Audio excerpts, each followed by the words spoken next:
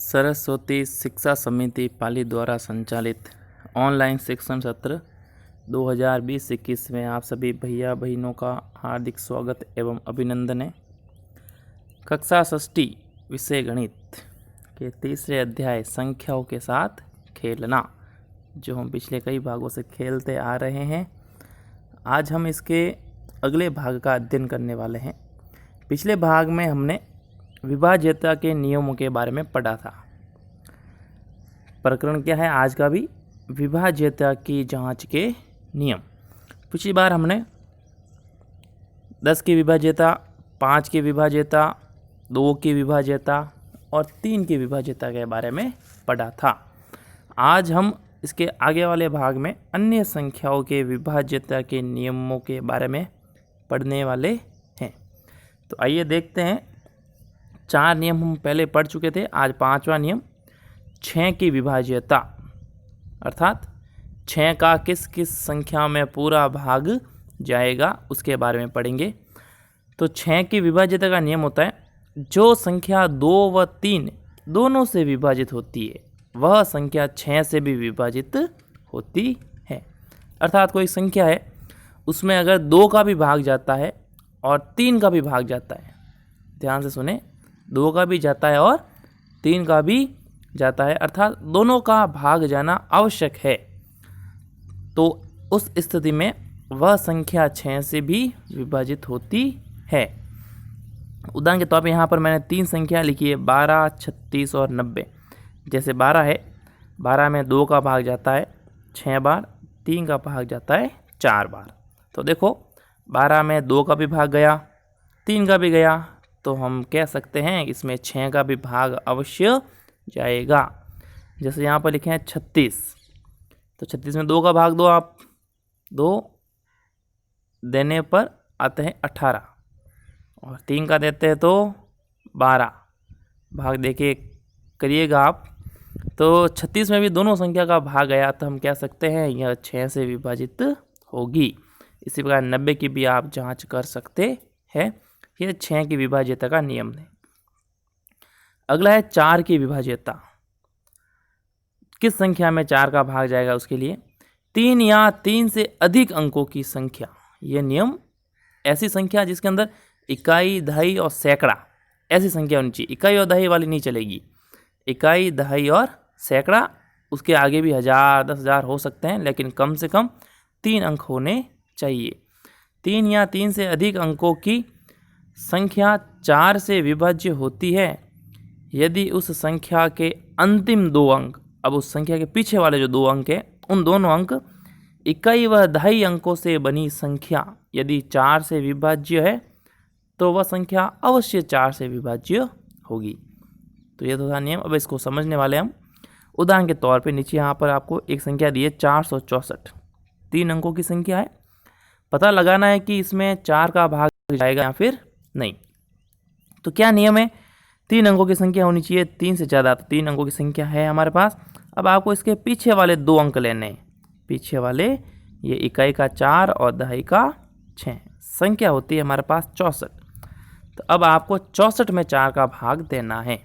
तो 64 में 4 का भाग देने पर आसानी से जाता है, अतः हम कह सकते हैं कि इस पूरी संख्या में भी 4 का भाग जाएगा। इसी प्रकार दूसरा उदाहरण समझते हैं। 1024 पूरी 4 अंकों की संख्या है, उसमें से पीछे वाले 2 अंक ले लेते हैं हम 24।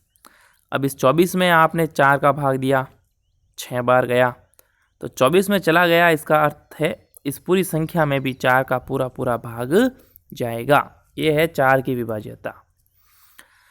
अगला है 8 से विभाज्यता।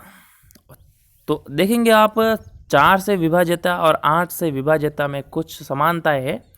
8 से विभाज्यता का नियम है 4 या 4 से अधिक अंकों की संख्या। उसमें था 3 या 3 से अधिक, इसमें है 4 या 4 से अधिक अंकों की संख्या के अंतिम 3 संख्याएं। इस वाले में अंतिम 2 अंक थे और उस वाले में अंतिम 3 संख्याओं से बनी संख्या यदि 8 से विभाज्य है तो वह संख्या भी 8 से विभाजित होगी। जैसे उदाहरण के तौर पे यहाँ पर 4 अंकों की संख्या है, तो इसके पीछे वाले 3 अंक आपको लेने, 216। 216 में 8 का भाग जाता है तो हम कह सकते हैं इस 9216 में भी 8 का भाग जाएगा। इसी प्रकार यहाँ पर भी लिखा 216 3 अंक लिए 8 का भाग देने पर जाता है तो हम कह सकते हैं इस 8216 में भी 8 का भाग जाएगा। ये था 8 से विभाज्यता। अगला नियम है 9 से विभाज्यता। 9 से विभाज्यता तो हमने 3 की विभाज्यता का नियम पढ़ा था तो वो नियम 9 की विभाज्यता का भी है। तो ध्यान से सुने, ज़्यादा समस्यात्मक नहीं है, ये अत्यंत ही सरल है। किसी संख्या के समस्त अंकों का योग, जैसे 3 की विभाज्यता में भी हमने सभी का योग किया था, इसमें भी सभी अंकों का योग करना है और देखना है अगर उस योग में अगर 9 का भाग जाता है तो उस संख्या में भी 9 का भाग जाएगा। उदाहरण के तौर पे 5283, तो इन सभी का अंकों का योग करना है। 5 2 8 3 जोड़ने पर आए हमारे पास 18। तो 18 आए तो 18 में 9 का भाग जाता है तो हम कह सकते हैं इस पूरी संख्या में भी 9 का भाग जाएगा। तो 18 9 से विभाजित होता है, अतः 5283 भी 9 से विभाजित होगी। यह था 9 से विभाज्यता। अगला नियम है 11 से विभाज्यता। 11 से विभाज्यता यह नियम सबसे अलग है, इसको ध्यान से समझे।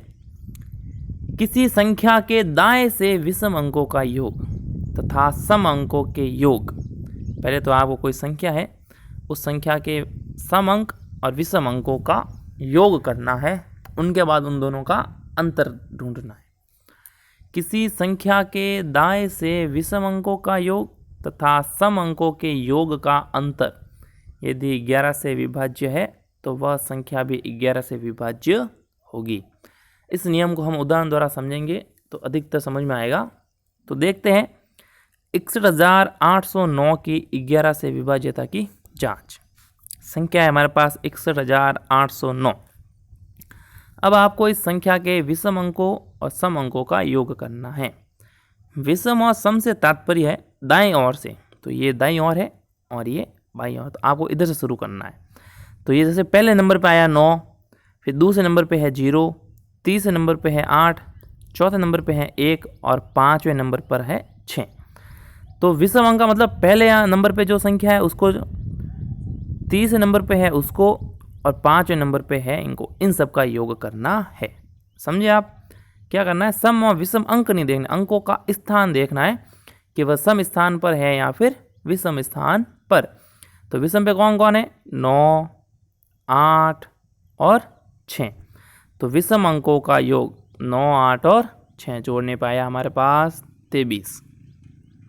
अब करना है आपको सम अंकों का योग।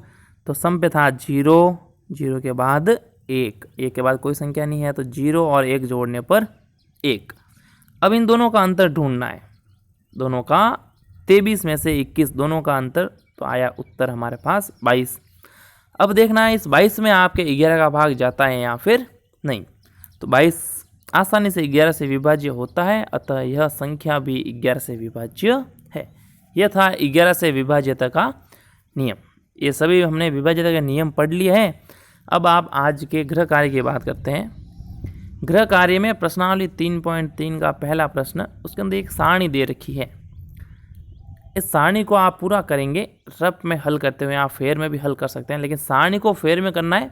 ये भाग देने वाली प्रक्रिया जो आप रफ कार्य कर सकते हैं, अन्यथा आपको विभाज्यता के नियम पता है, उन नियमों से आपको पता लगाना है कि यह संख्या 2 से विभाजित होगी या नहीं, ये होगी या नहीं, 3 से 4 से, ऐसे आपको पता लगाना है।